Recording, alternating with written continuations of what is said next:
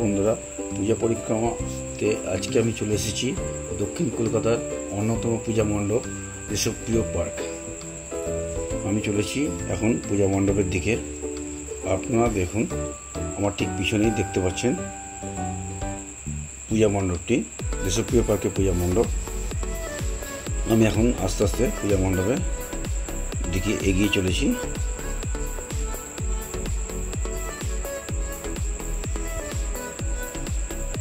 মাঠ দিয়ে আমি ভিতরের দিকে প্রবেশ করছি পূজা মণ্ডপের দিকে।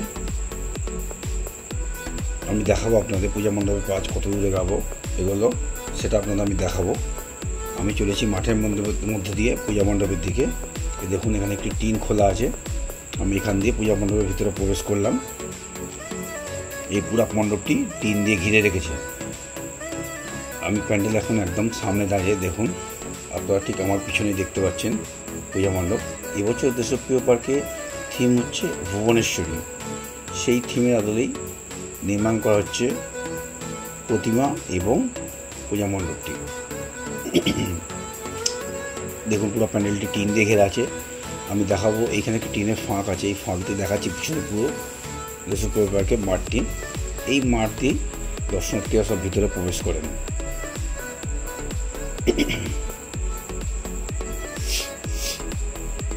এবার আমি মণ্ডপের ভিতরে প্রবেশ করব, দেখাবো ভিতরে মণ্ডপের কাজটা কত দূর এগোলো। আপনারা দেখছেন আমার চ্যানেল শুভেন্দু বাডাই। যারা আজকে আমার ভিডিও প্রথম দেখছেন তাদেরকে আমার পরিচয়টা দিই। আমি শুভেন্দু, আপনারা দেখছেন আমার চ্যানেল শুভেন্দু বাডাই। আমি মণ্ডপের ভিতরে প্রবেশ করছি আস্তে আস্তে।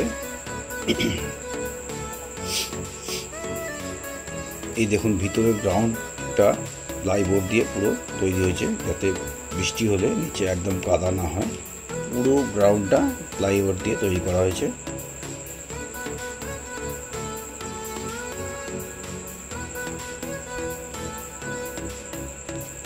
পুরো প্ল্যাটফর্মটা প্লাইবোর্ড দিয়ে তৈরি করা হয়েছে। দেখুন, ভিতরটা পুরো একদম প্লাই দিয়ে নিচের প্ল্যাটফর্মটা তৈরি করা হয়েছে।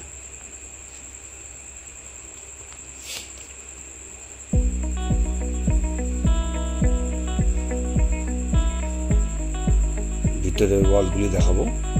দেখুন, ওয়ালে প্লাই ফিটিংয়ের কাজ চলছে, বাট এখন অনেকটা কাজ বাকি আছে। এর উপরে এখনো রঙের প্রলেপ হবে এবং ডিজাইনের কাজকর্ম হবে। অনেকটাই কাজ বাকি আছে বলতে গেলে। এই সামনে দেখছেন মায়ের বসার জায়গা তৈরি করেছে। এই প্ল্যাটফর্মটা হাইট করে তৈরি করা হয়ে গেছে, বাট এখনো কমপ্লিট হয়নি পুরোটা। ঠিক এই জায়গাটা, এই যে সামনে দেখছেন, এই জায়গাটা মায়ের মূর্তি বসবে। এবার দেখো আপনাদের পুরো প্যান্ডেলটা আস্তে আস্তে আমি ঘুরিয়ে দেখাচ্ছি। দেখুন, অজস্র বাঁশ ব্যবহার করা হয়েছে প্যান্ডেলটা নির্মাণ করতে। উপরে সিলিংটা দেখুন, ঠিক দেখুন, মাঝখানে একটা বিশাল রাউন্ড গ্যাপ রাখা আছে। এখানে একটা বড় ঝাড়বাতি বসবে গত বছরের ন্যায়।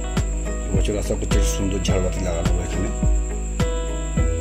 ঠিক এই জায়গাটা সেন্টারে দেখুন, প্লাইবোর্ড কেটে কেটে স্টেপ বাই স্টেপ ধাপে ধাপে বানানো হয়েছে।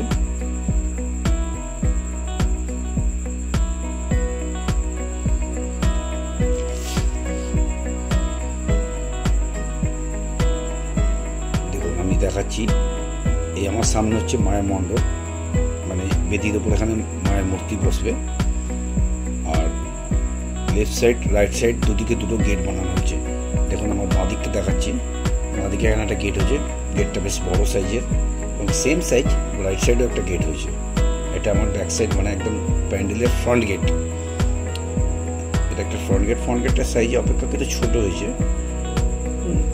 লেকিন বাট রাইট সাইড লেফট সাইডে গেট দুটো খুব বড় হয়েছে। কারণ ওখানে বিশাল জনসমাগম হয়, প্রচুর দর্শনার্থী আসেন মাকে দর্শন করতে।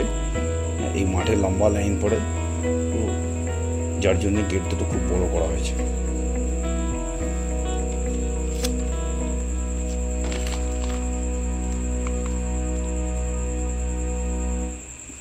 দেখুন, নিচে প্লাইবোর্ড ও বাটাম কেটে কেটে প্রচুর ফ্রেম তৈরি করে রাখা হয়েছে এবং এখানে প্রচুর প্লাই রাখা রয়েছে। সিলিংটা আমি আপনাদের আবার একবার দেখাবো। এগুলো সব প্লাই কেটে কেটেই ফিটিং করে সিলিংটা তৈরি করা হয়েছে। এবারে বলি আপনাদের দেশপ্রিয় পার্কের থিম। এবারে থিম হলো ভুবনেশ্বরী, তারই আদলে পূজা মণ্ডপ তৈরি করা হয়েছে। সমস্ত ভাবনা ও সৃজনে শিল্পী গোবিন্দ গিরি। প্রতিমা শিল্পী আপনারা জানেন বরাবরের মতোই প্রদীপ রুদ্রপাল। এবারেও তিনি মায়ের মূর্তি তৈরি করছেন এবং আশা রাখবো থিমের সঙ্গে সামঞ্জস্য রেখে তিনি প্রতিমা নির্মাণ করছেন।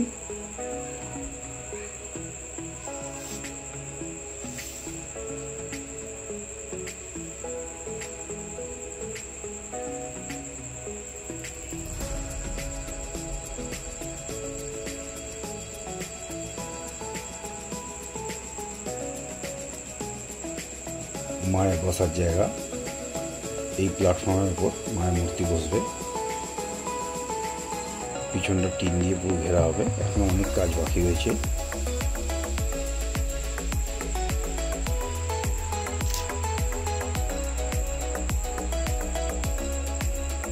সামনে অজস্র স্ট্রাকচার বানিয়ে রাখা রয়েছে, সব ফিটিং হবে।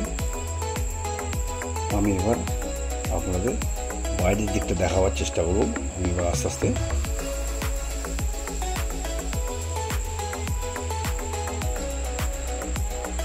বাইরের দিকে যাচ্ছি,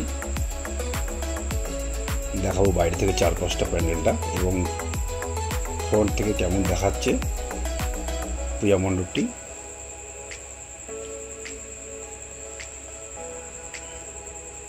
আমি এখন এসেছি প্যান্ডেলের ঠিক রাইট সাইড থেকে দেখাবো আপনাদের পূজা মণ্ডপটি।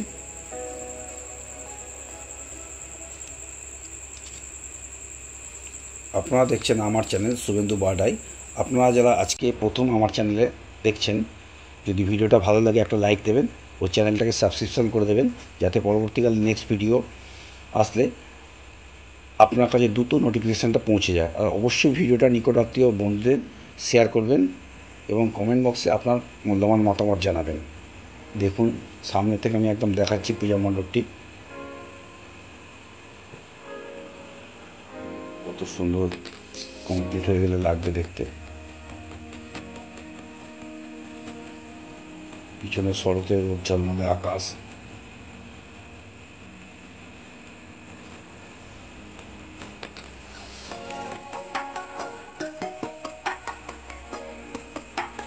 বিশাল মণ্ডপ নির্মাণ হয়েছে।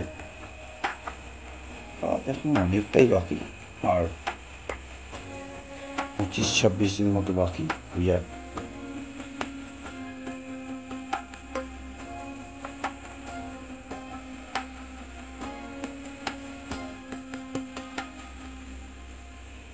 দেখুন শরতে ঝলমলে আকাশ,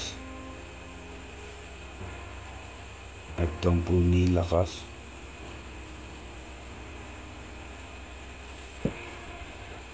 আমার প্রতিবেদন